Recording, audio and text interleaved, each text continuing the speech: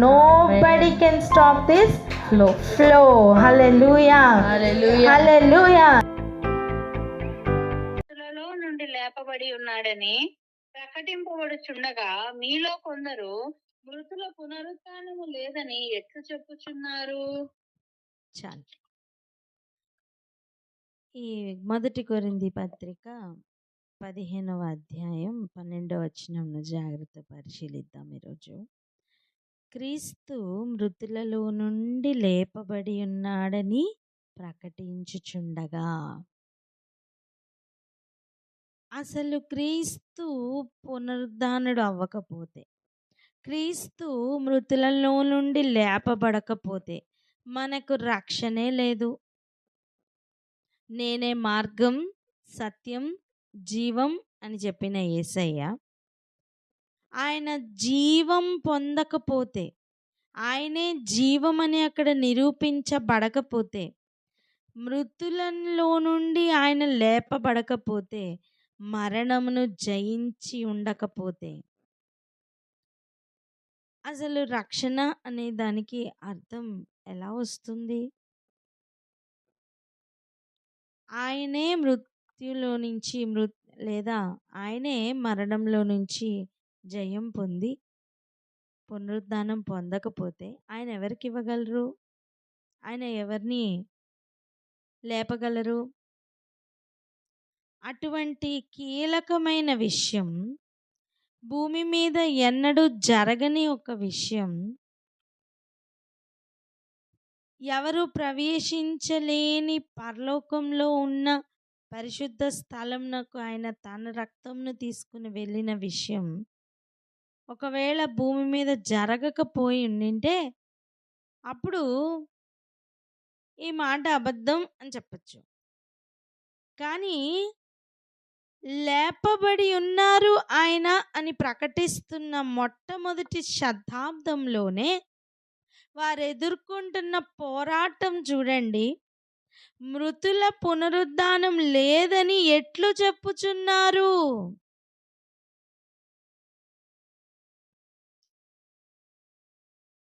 పోరాటం యొక్క లెవెల్ ఈరోజు మనకు అర్థం కావాలి.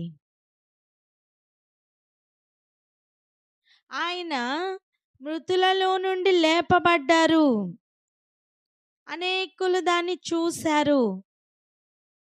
ఆయన అందరూ చూస్తుండగానే, అంటే అందరూ అనగా అక్కడ చూడడానికి భాగ్యం కలిగిన వారందరూ చూస్తుండగానే ఆరోహణమైపోయారు.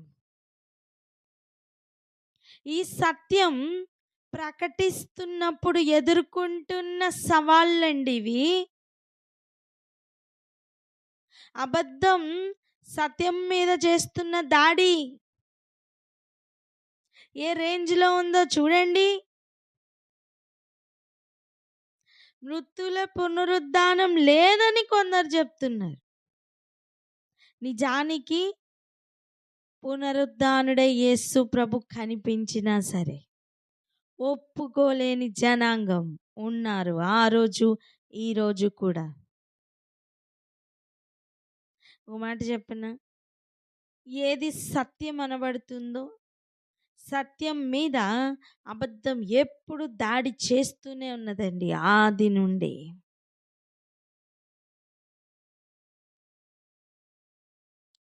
సత్యమును అబద్ధమని చూపించే దాడి ఆది నుండి జరుగుతూనే ఉంది. ఈరోజు చూడండి, మృతులలో నుండి లేపబడి ఉన్నారనేదే కదా సువార్త.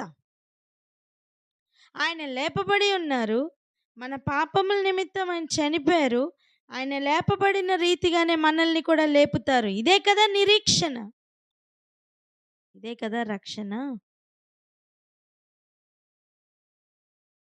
అటువంటిది అక్కడ చెప్పబడుతున్న ముఖ్యమైన అబద్ధం ఏంటి? అసలు మృతుల పునరుద్ధానమే లేదని.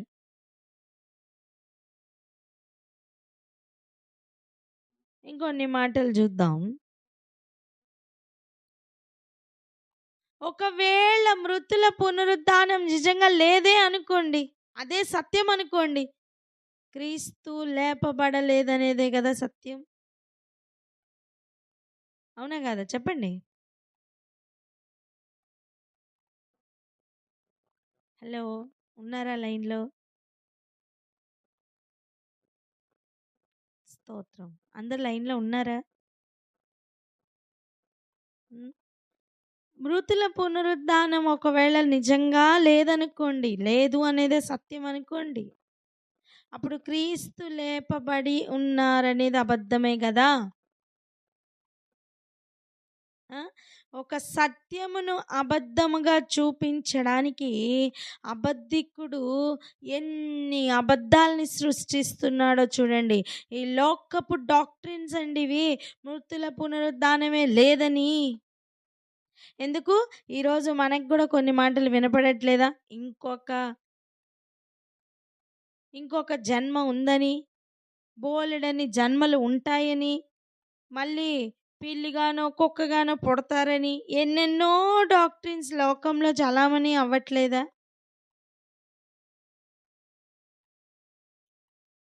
ఆత్మ దేవుడు తాను దయచేసిన దగ్గరికి మరలా వెళ్తుందన్న సత్యం ఎన్ని డాక్ట్రిన్స్ నేర్పిస్తున్నాయి? ఏ పాటికి కూడా భూమి మీద ప్రస్తుతం ఉన్న ఈ శరీరం మీదనే ఫోకస్ చెయ్యమని ఈ లోకం నేర్పిస్తున్న ఈ కాలంలో సత్యం చూపిస్తున్న డాక్ట్రిన్స్ ఎన్ని? వాక్యం తప్ప.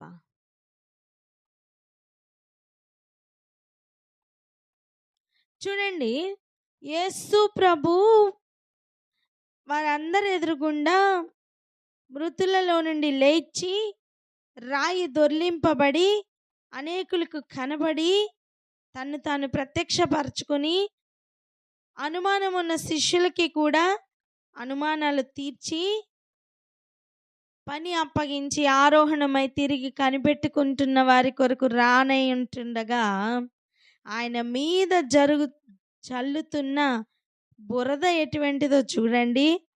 అసలు మృతుల పునరుద్ధానమే లేదట.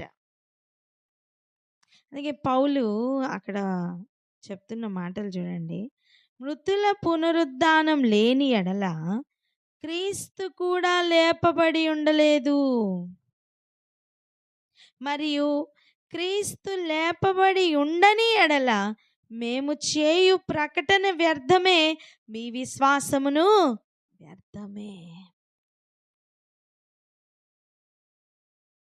ఒక్కొక్కసారి మనం వెళ్తున్న ప్రయాణం మీద కూడా డౌట్స్ వచ్చే విధంగా పరిస్థితులు మనతో ఎదురాడి సవాలుగా నిలబడుతూ ఉంటాయి. పౌలు ఆ రోజు ఎదుర్కొంటున్న సమస్య ఎటువంటిదో చూడండి. మృతులు పునరుద్ధానం లేదు అని చెప్పుకునే జనాంగం మధ్యలో మృతుల పునరుద్ధానమును నిరూపిస్తున్న ఉన్నది అని చెప్పుతున్న పౌలు యొక్క కష్టం ఈరోజు మనకు అర్థం అవ్వాలి. ఈరోజు లోకంలో ఎన్నో డాక్ట్రిన్స్ చాలామణి అవుతున్నాయి. ఎన్నెన్నో అండి. ఒక్కొక్కటి నిన్ను ఆటంకపరచడానికే ఉన్నట్టుగా ఎన్నో డాక్ట్రిన్స్ అడ్డంగా వచ్చినను ఆ రోజు పునరుద్ధానం ఎంత సత్యమో ఈరోజు దేవుని వాక్యము ప్రబలడం, ఎక్స్పాన్షన్ కూడా అంతే సత్యం. ఎందుకు అంటే ఆయన కొరకు కనిపెట్టుకుని వారి కొరకు ఆయన మరలా రానయ్యున్న సమయం ఆసన్నమైంది గనుక. నేనేమంటున్నా అంటే ఈరోజు ఈ డాక్ట్రిన్స్లో కూర్చొని టైం వేస్ట్ చేసుకోకు. పక్కవారితో ఏ మాట చెప్పగలవా? ఈ డాక్ట్రిన్స్లో కూర్చొని టైం వేస్ట్ చేసుకోకు అని.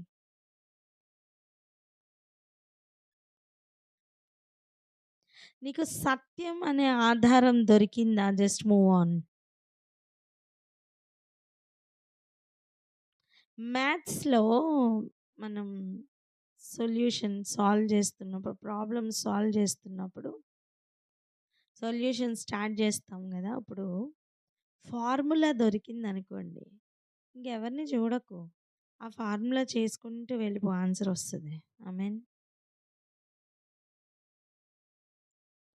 అదే రీతిగా నీకు ఆధారం దొరికింది, వాక్యపు ఆధారం. Just travel.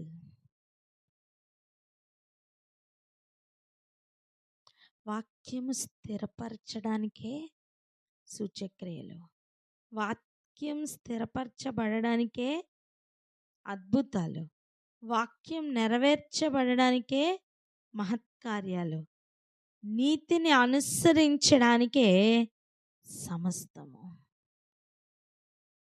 దానిని మించినది దుష్టు నుంచి పుట్టినది.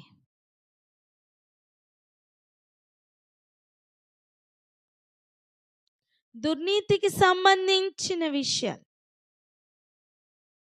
దుర్నీతిని నెరవేరుస్తున్న విషయాలు, అబద్ధములై ఎంత పోరాటము చేసినా అవి ఓడిపోతాయి. హల్లెలూయా. ఏమండి, దేవుడు క్రీస్తును లేపెను అనేది అబద్ధమా?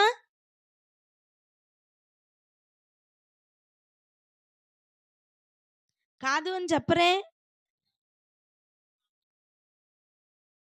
అసలు గ్రహిస్తున్నారా? ఉన్నారా అందరు లైన్లో?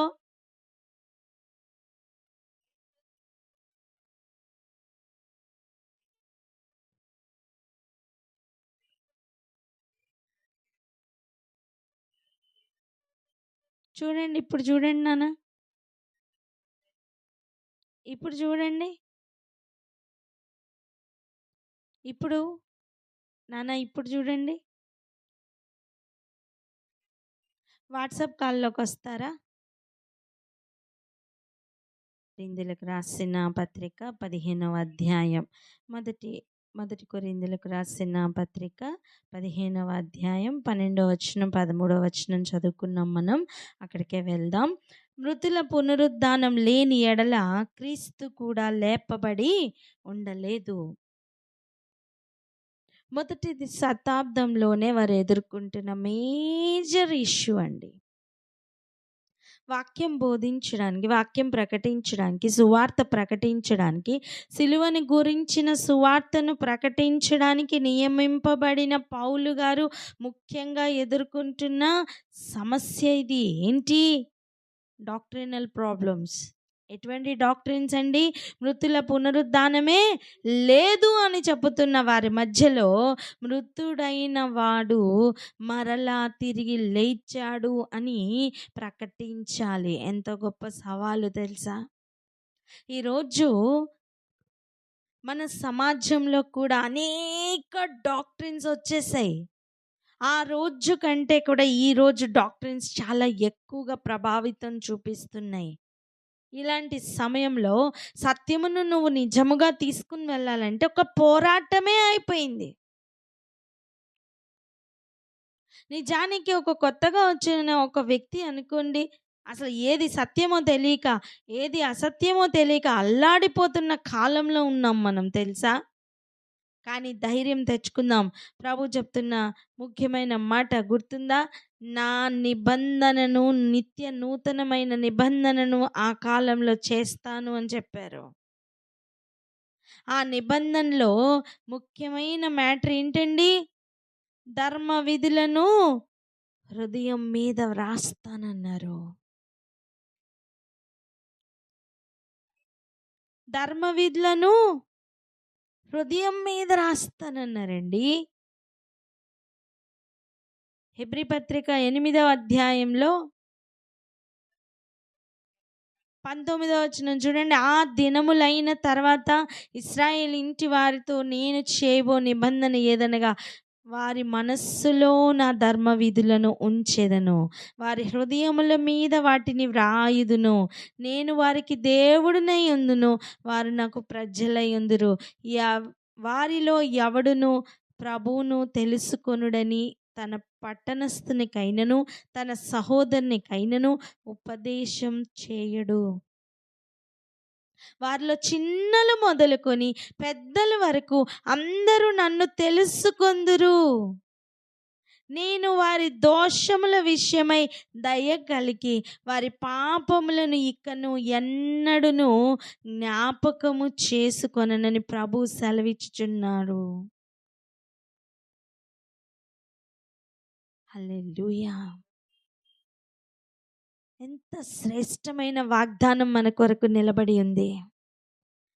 ఎంత శ్రేష్టమైన వాగ్దానం మన కొరకు వేచి ఉందండి.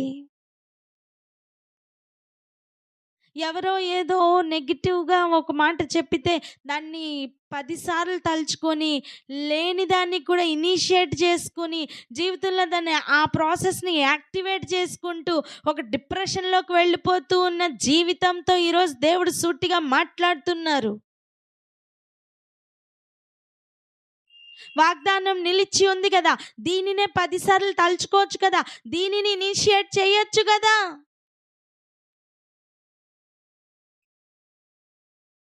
ఎక్కడ చూసిన డాక్ట్రినల్ ప్రాబ్లమ్స్తోనే శత్రువు పోరాడుతున్నాడు, ఓడిపోవడానికే. హల్లెలూయా. ఆ రోజు పౌలు గారు ఎదుర్కొంటున్న సమస్య చూడండి. మృతుల పునరుద్ధానం ఉంది అని, యేసు ప్రభు తిరిగి లేచారు అని సత్యమైన మాటను ప్రజల్లోనికి తీసుకుని వెళ్ళడానికి, లోక దిగంతముల వరకు తీసుకుని వెళ్ళడానికి ఎదుర్కొంటున్న ఒక పోరాటం.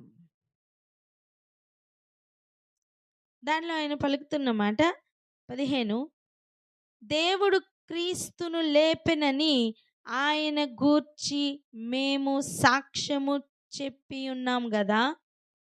మృతులు లేపబడని ఎడల దేవుడు ఆయనను లేపలేదు గనుక మేమును దేవుని విషయమై అబద్ధపు సాక్ష్యములుగా అగపడుచున్నాము.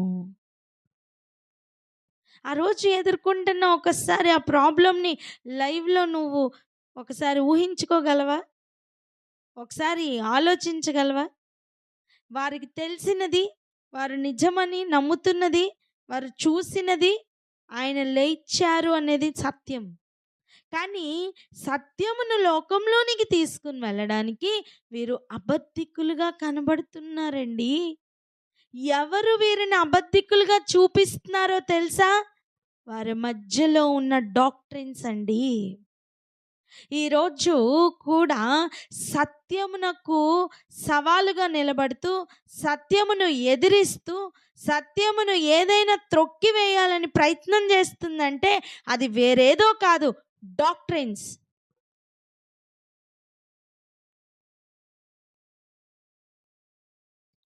సత్యమును అసత్యమునకు మారుస్తున్న డాక్ట్రిన్స్.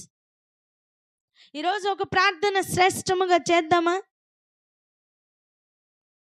ఎన్ని డాక్ట్రిన్స్ అడ్డముగా వచ్చినా సరే సత్యం సత్యమని బూది గంతముల వరకు వినపడినట్లుగా సత్యము పాతుకుని పోవాలని ప్రార్థన చేద్దామా?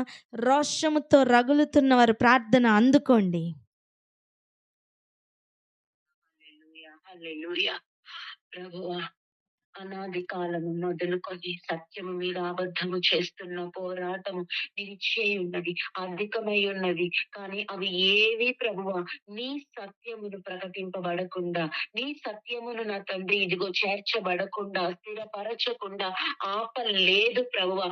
ఇదిగో అట్టి పోరాటం అధికమవుతున్న ఈ కాలంలో నిజమైనటువంటి అయ్యా ఇదిగో మీరు మాత్రమే నా రాజా చేసి చూపించిన ఆ సత్యమును భూదిగంతముల వరకు వెళ్లకుండా, వెళ్ళిన చోట ఫలించకుండా, ఫలించినను స్థిరపడకుండా ఆపుతున్నటువంటి ప్రతి అబద్ధపు యుద్ధమును నా ప్రభువా ఇదిగో నా తండ్రి ఆ యుద్ధము మీద జయమిస్తూ ఇకను ఈ సత్యమును పంపమని వేడుకుంటున్నాం తండ్రి.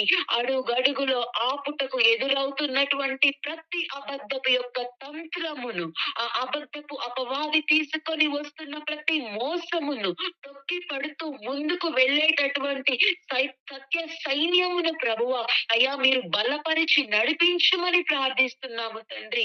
అయ్యా తండ్రి నా ప్రభువా ఆ మొదటి శతాబ్దంలోనే ప్రభువా రాజా మొదట సమాధి వేయబడినప్పుడే రాజా అబద్ధమును ప్రకటించుటకు కొందరికి కూలి ఇచ్చి మరీ పంపిన అబద్ధం నేటి వరకు అనేకులలో కళ్ళు కప్పి ఉంచినటువంటి ఒక డాక్టరైన్ గా నిలిచిపోయింది కదా ప్రభువా. ప్రతి కనులకు కప్పిన డాక్టరైనల్ గంతలు తొలగిపోవులాగున, ఆ ముసుగు వెళ్ళిపోవులాగున నీ సత్యమునకు శక్తి ఇచ్చి పంపమని, శక్తిని అధికముగా కుమ్మరించి పంపమని ప్రార్థిస్తున్నాం. అబద్ధమునకున్న బలము కన్నా అధికమైన బలముతో నీ సత్యమును ముందుకు పంపమని వేడుకుంటున్నాము రాజా. ఆ బలములో నుంచి నిజమైనటువంటి నీ శక్తిలోనికి లాగుటకు కావలసిన ప్రభువా, నీ యొక్క శక్తితో, మహత్కార్యములతో, సూచక క్రియలతో నీ వాక్యమును నెరవేరుస్తూ స్థిరపరుస్తూ మీరే సాగమని యేసు విజయము గల నామములో ప్రార్థించి పొందుకొని ఉన్నాము తండ్రి. ఆమేన్. ఆమేన్. హల్లెలూయా. ఈరోజు ఈ మాటలను స్వీకరిస్తున్న మనం, అర్థం చేసుకుంటున్న మనం ఒక లెవెల్లోనికి చేరాలి. అది ఎటువంటి లెవెల్ తెలుసా? ఒకసారి 11వ వచనం చదవండి. నేనైనను నేమి, వారైననేమి, అలాగుననే మేము ప్రకటించుచున్నాము, అలాగుననే మీరును విశ్వసించితిరి.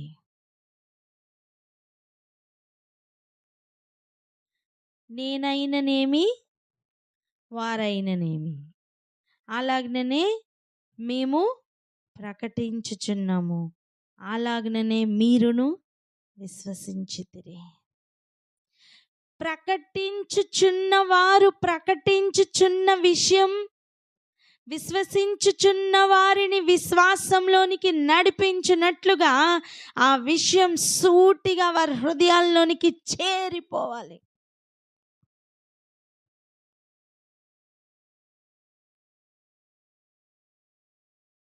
ప్రకటించుచున్నవారు ఏ ఆశతో పెడుతున్నారో, ప్రకటించుచున్నవారు ఏ ఆశతో ప్రసవిస్తున్నారో, విశ్వసించడానికి సిద్ధంగా ఉన్నవారు కూడా అదే రీతిగా రిసీవ్ చేసుకోవాలి. ఒక మాట చెప్పనా, ఒక డెలివరీ అవుతుంది అనుకోండి, డెలివరీ లోపల అవుతూ ఉంటుంది, కేకలు వినిపిస్తూ ఉంటాయి.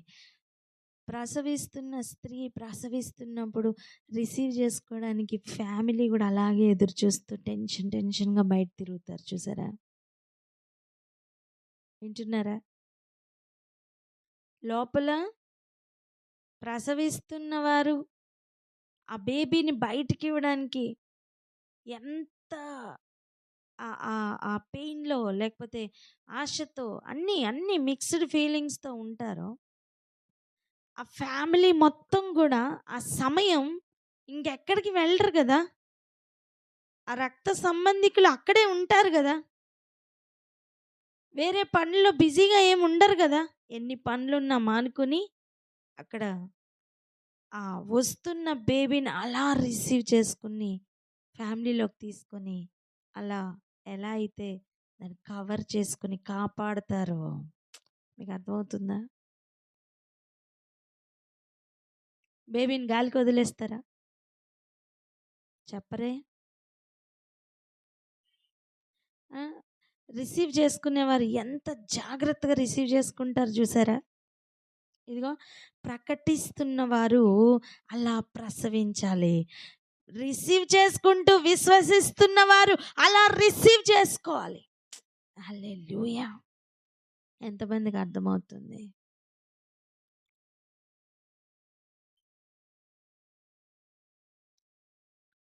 అటువంటి ఒక బాండింగ్ కావాలని ప్రార్థన చేద్దామా? కమాన్, ప్రార్థన అందుకోండి. ఈ విషయం అర్థమైన వారు ప్రార్థన అందుకోండి.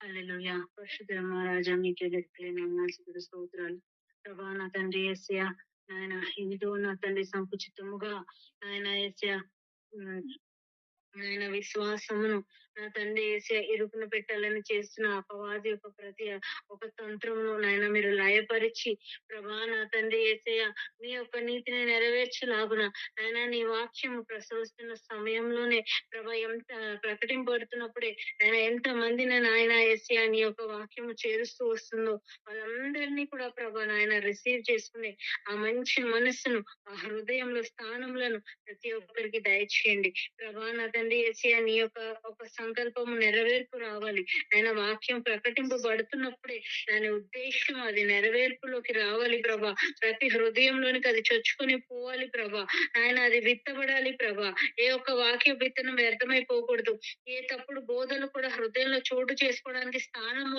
లేని ఒక స్వచ్ఛమైన నాయన గట్టి గింజల యొక్క నా తండ్రి యేసయ్య మరి నారు పోయినట్లుగా నాయన యేసయ్య మరి అది నీరు కట్టబడి ప్రతి ఒక్కరిని నాయన యేసయ్య ప్రసవిస్తున్నప్పుడు నాయన విశ్వాసులందరినీ నాయన చేర్చుకున్న లాగున మా హృదయంలను నాయన మీరు సిద్ధపరచండి ప్రభా నాయన యేసయ్య మీరు కృప చూపించండి అపవాదికి ఏ గొర్రె కూడా దొరకడానికి వీల్లేదయ్యా అయా బిడ్డలను నా తండ్రి విశ్వాసులుగా ఎదగాలని నాయన యేసయ్య సంఘంలో చేరుతున్న వాళ్ళని ఏ ఒక్క రాంగ్ డాక్టరీన్ కానీ ఏ రాంగ్ ఐడియాస్ కానీ ప్రభా మరి వరల్డ్లీ థాట్స్ కానీ మరి హ్యుమానిటేరియన్ నార్మ్స్ కానీ ప్రభా సోషల్ కల్చరల్ గా వస్తున్న ఏవైనా కూడా ప్రతి స్టాండ్స్ కూడా ఆయన మీరు నిర్వీర్యపరచులాగున స్వచ్ఛమైన వాక్యం అనే పాల ద్వారానే వాళ్ళు బలం పొందులాగున ప్రభా నా తండ్రి వారిని నా తండ్రి ఇమ్మీడియట్ నాయన మీరు అసెంబ్ల్ చేయమని ప్రార్థిస్తున్నాం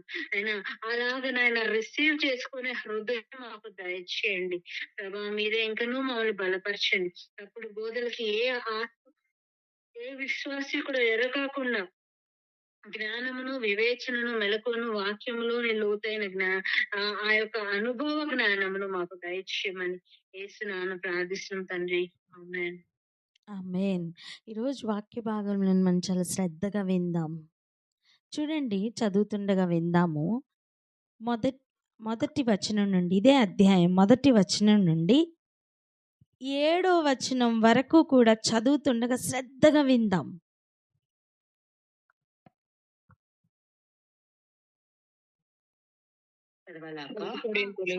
మొదటి కొరింథీయులకు రాసిన పత్రిక 10వ అధ్యాయము మొదటి వచనం నుండి, మరియు సహోదరులారా, నేను మీకు ప్రకటించిన సువార్తను మీకు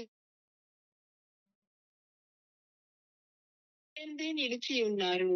మీ విశ్వాసం వ్యర్థమైతేనే గాని నేను ఏ ఉపదేశ రూపముగా సువార్త మీకు ప్రకటించితినో ఆ ఉపదేశమును మీరు గట్టిగా పట్టుకుని ఉన్న ఎడల ఆ సువార్త వలనే మీరు రక్షణ పొందువారై ఉందురు. నాకు ఇయ్యబడిన ఉపదేశమును మొదట మీకు అప్పగించి తిని, అదేమనగా లేఖనముల ప్రకారము క్రీస్తు మన పాపముల నిమిత్తము వృద్ధి పొందెను, సమాధి చేయబడెను, లేఖనముల ప్రకారము 3వ దినమున లేపబడెను. ఆయన కేఫాకును తర్వాత 12 కనబడెను. అటు పిమ్మట 500కు ఎక్కువైన సహోదరులకు ఒక్క సమయమందే కనబడెను. వీరిలో అనేకులు ఇప్పటి వరకు నిలిచి ఉన్నారు, కొందరు నిద్రించిరి. అంతేనండి. తరువాత ఆయన యాకోబుకును అటు తర్వాత అపోస్తులకు అందరికీ కనబడెను. హల్లెలూయా. ఇప్పుడు చూడండి, జరిగిన ఒక విషయాన్ని తను క్లియర్గా చెప్పుకుంటూ వస్తున్నారు. ఈ డాక్ట్రినల్ ప్రాబ్లం అనేది ఎలా ఎరైజ్ అవుతుందో ఈరోజు మనం చూస్తున్నాం. ఎక్కడి నుంచి ఎరైజ్ అవుతుంది, ఎక్కడి నుంచి ఎలా పోరాడుతుంది అనే విషయాన్ని ఈరోజు మనం చూస్తున్నాం. ఆ కోణంలోనే దీన్ని ఇప్పుడు మనం చదువుతున్నాం. అందుకే పౌల్ గారు చెప్తున్నారు, చూడండి, మీరు దానిని అంగీకరించితిరి, దాని యందే నిలిచి ఉన్నారు. దేనిని అంగీకరించారు, దేని యందు నిలిచి ఉన్నారు అంటే, నేను మీకు ప్రకటించిన సువార్త మీకు తెలియపరుచున్నాను.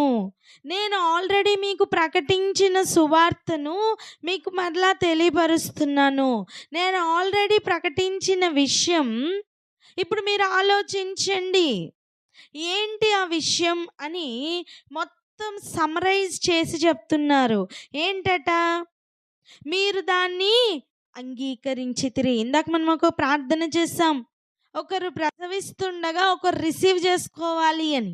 అలా ఆయన ప్రకటిస్తున్నప్పుడు వారు రిసీవ్ చేసుకొని అంగీకరించారు.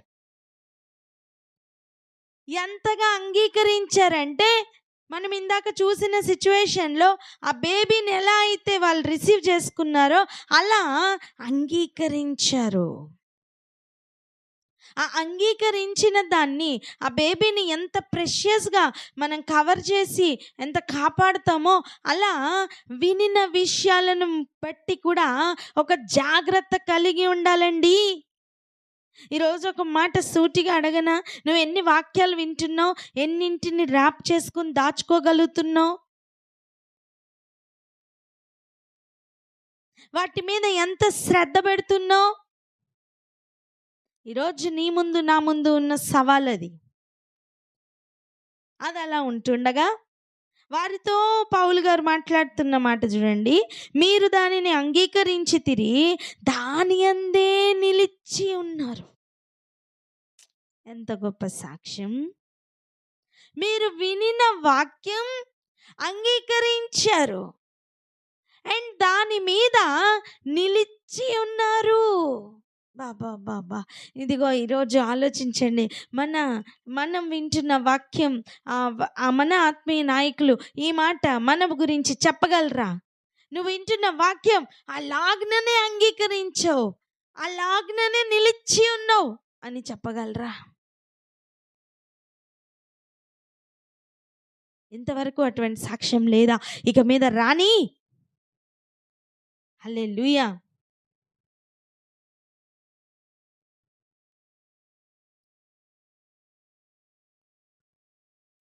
ఇక మీదట అటువంటి సాక్ష్యం రానియమ్మా. ఒక్కొక్క పట్టణం గురించి ఇటువంటి సాక్ష్యం వచ్చునుగాక. ఒక్కొక్క కుటుంబం గురించి ఇటువంటి సాక్ష్యం వచ్చునుగాక.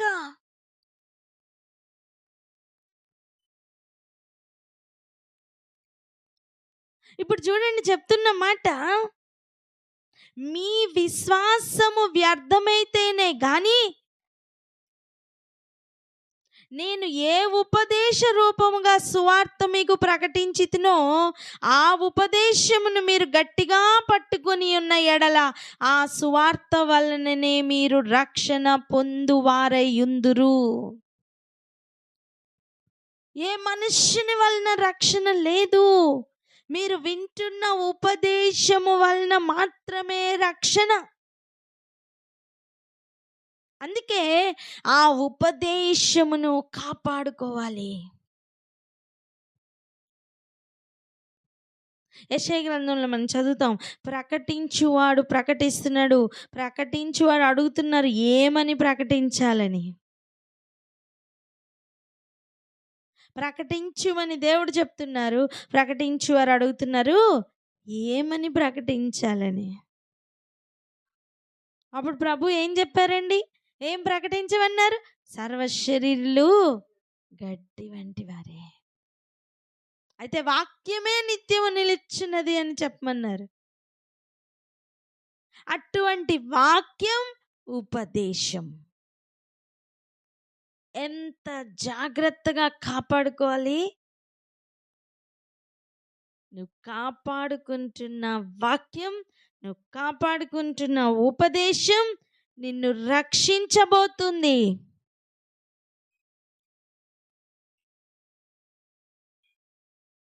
ఆ సువార్త వలననే మీరు రక్షణ పొందువారై ఉన్నారు. ఎందుకండి సువార్తకంత పోరాటం? రక్షణ ఉంది గనుక. అదే దానిలో నాశనం ఉంటే అందరూ ఎంకరేజ్ చేస్తారు. ప్రతి డాక్టర్ని ఎంకరేజ్ చేస్తుంది, సపోర్ట్ చేస్తుంది. మేలుకోవాలి. నాకు ఇయ్యబడిన ఉపదేశమును మొదట మీకు అప్పగించి తిని. దానిలో ఒక ఫీల్ ఉంది. నాకు ఇయ్యబడిన ఉపదేశం మొదట మీకు అప్పగించాను. అబ్బా, ఏం లెవెల్ అండి! నాకు ఇచ్చింది నేను దాచుకున్నానని కాదు, నాకు ఇచ్చింది నేను మీకు చెప్పను అని కాదు, నాకు ఇచ్చినది నేను చెప్పలేకపోతున్నాను అని కూడా కాదు. నాకు ఇచ్చినది మొదట మీకు ఇచ్చాను. అబ్బబ్బబ్బా! ఎలాంటి ఒక ఫీల్ అండి. వింటున్నారా? నాకు ఇయ్యబడిన ఉపదేశం నా కొరకే, ఇది నేను దాచుకుంటాను అనట్లేదండి. నాకు ఇయ్యబడిన ఉపదేశం మొదట ఫస్ట్ బెస్ట్ మీకు ఇస్తున్నాను అంటున్నారండి. ఇటువంటి నాయకులు మనకు కావాలి. హల్లెలూయా. ప్రార్థన చేద్దామా? ఇటువంటి ప్రార్థన చేద్దామా? నాకు ఇయ్యబడిన ఉపదేశం ఫస్ట్ నీకు ఇస్తున్నానని చెప్తున్నా. ఆ లెవెల్ ప్రతి ఒక్కరిలోనూ ఉండాలని ప్రార్థన చేద్దామా? ఎవరైనా ప్రార్థన అందుకోండి. మహోన్నతుడా, మీకు వేలాది కోట్ల వందనాలు స్తోత్రములు చెల్లించుకుంటున్నామయ్యా. అవును తండ్రి నాయన యేసయ్య ప్రభువా, ఎక్కడ కూడా తండ్రి నాయన అనేక విధమైన డాక్టర్స్ ఉంటుండగా తండ్రి నాయన ఆనాడు కొరింథీ సంఘములో తండ్రి నాయన పౌలు గారు ప్రభువా ఆ పలుకుతున్న మాటలోని తండ్రి నాయన ఆ బలము ఆ శక్తి నాయన ఆ సంఘస్థులు పొందుకున్న ఆ గొప్ప ఉపదేశములు తండ్రి నాయన అయ్యా నేడు ఈ దినముల్లో తండ్రి అనేకులకు చెరులాగును ఆశీర్వదించమని ప్రార్థిస్తున్నాము తండ్రి. అవునయ్యా ప్రభువా యేసయ్య తండ్రి, నేను మీకు ప్రకటించిన సువార్తను మీరు గట్టిగా పొందుకొని వాటిని అంగీకరించి మీరు వాటిని గట్టిగా చేపట్టి ఉన్నారు, దాని అందే మీరు నిలిచి ఉన్నారు అని ప్రభువా యేసయ్య తండ్రి. అయ్యా పౌలు గారు కొరింథీ సంఘమును బట్టి తండ్రి నేను సాక్ష్యము తండ్రి నేను పలుకుచుండగా అలాగ మేము కూడా ఉండేలాగా ఆశీర్వదించము తండ్రి. అయ్యా మా కాపరులు చెప్పే దాన్ని బట్టి తండ్రి నాయన మేము వాటిని అంగీకరించి దాని అందు నిలిచి ఉండి నాయన అటువంటి గొప్ప సాక్ష్యము తండ్రి నాయన ప్రభా విశ్వాసములుగా గొర్రెలుగా మేము కూడా కలిగి ఉండే కృపను మాకు అనుగ్రహించమని ప్రార్థిస్తున్నామయ్యా. అవును తండ్రి నాయన యేసయ్య ఆనాడు పౌలు గారు తండ్రి నాకు ఇవ్వబడిన ఉపదేశం మొదట నీకు అప్పగించి తిని అని పలుకుచుండగా ఇదిగో తండ్రి నాయన అయ్యా ప్రభా తల్లికి ఉన్న ఆ తండ్రి మొదటి పాలు ఆ యొక్క తండ్రి నాయన యేసయ్య ఆ మొదటి పాలు నేను పొందుకున్న ఆ పాల యొక్క రుచి మొదట మీకు అప్పగించి తిని అని పలుకుచుండగా తండ్రి ఆ ఫ్రెష్ ఫుడ్ నాయన ప్రభా ఆయన ఏదైతే పొందుకున్నారో దాన్ని ఆ సంఘములకు ఇస్తుండగా అలాగన తండ్రి నాయన నేటి మా కాపర్లు మా యొక్క తండ్రి నాయన మాకు పైగా ఉన్న మా నాయకులు తండ్రి నాయన అటు ఉపదేశములు తండ్రి ఇచ్చులాగున ఆ ఉపదేశము తండ్రి పొందుకున్నటకు తండ్రి మేము ప్రార్థించులాగున తండ్రి నాయన యేసయ్య అయ్యా మా జీవితంలో కట్టబడుటకు తండ్రి ఆ ఉపదేశపు వెలుగులో అయ్యా ప్రభా మా కుటుంబాలు కట్టబడుటకు తండ్రి నాయన యేసయ్య అను దినము వేచి ఉండే తండ్రి నాయన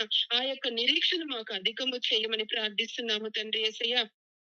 అటువంటి కాపరులను తండ్రి నాయన మాకు అనుగ్రహించమని మేము కూడా వారికి సాక్ష్యముగా నిలబడులాగా తండ్రి నాయన యేసయ్య ఆ ఇస్తున్న ఉపదేశమును తండ్రి అంగీకరించి నాయన ప్రభువ దాని అందే కొనసాగుటకు నిలిచి ఉన్నటకు నాయన ప్రభువ మా ముందు ఎటువంటి సిచ్యువేషన్స్ తండ్రి నాయన ఆ ఉపదేశమునందు నిలిచి ఉండే కృపను అయ్యా ప్రభు ఆ జ్ఞానమును బుద్ధిని వివేచను గ్రహింపు జ్ఞానం మాకందరికి దయచేయమని మీకు మహిమకరంగా మేము జీవించే భాగ్యమును మాకు దయచేయమని యేసునామమున ప్రార్థించి వేడుకొని పొంది ఉన్నాము తండ్రి. ఆమేన్. చూడండి ఇక్కడ పలుకుతున్న ఇంకొన్ని మాటల్ని చూద్దాం. నాకు ఇయ్యబడిన ఉపదేశమును మొదట మీకు అప్పగించి తిని, అదేంటంట, లేఖనముల ప్రకారం క్రీస్తు మన పాపముల నిమిత్తం మృతి పొందెను, సమాధి చేయబడెను, లేఖనముల ప్రకారమే 3వ దినం లేపబడెను, ఆయన కేఫాకును తర్వాత 12 కనబడెను. అంతేనా? అటు పిమ్మట 500కు ఎక్కువైన సహోదరులకు ఒక్క సమయమందే కనబడను. ఇంతమంది సాక్షులుగా ఉన్నారండి. ఆయన చనిపోవడము లేఖన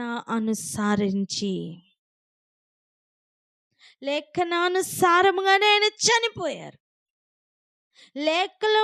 లేఖనములను అనుసరించి ఆయన తిరిగి లేచారు. ఆయన అనేకులకి కనబడ్డారు. ప్రతి దానికి కూడా ఏదయ్యా అథెంటిక్గా కనిపిస్తున్నా ఏమి ఉన్నది అంటే సాక్ష్యముగా ప్రవచనం, లేఖనం, గ్రంథపు చుట్టల్లో ఆయన గురించి చెప్పిన విషయాలు నెరవేర్చబడుతూ ఉన్నాయి. నీతి యావత్తు ఆయన సమస్తమును జరిగించి ఉన్నారు.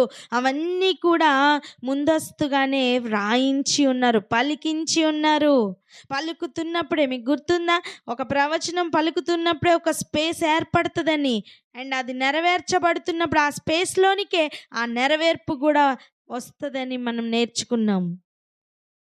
అలా అవన్నీ కూడా ఏవైతే జరిగాయో వాటినే వీరు ఉపదేశించి ఉండగా ఇప్పుడు ఎదుర్కొంటున్న సమస్య ఏంటి? ఎంత సత్యమో దానిని ఒక సింపుల్ డాక్టరీని ఎదుర్కొంటుందండి. ఏమని? అది అబద్ధం అని చెప్తుంది, జరగలేదని చెప్తుంది. ఓ కమాన్, నీకు అర్థమవుతుందా ఈరోజు వాక్యం?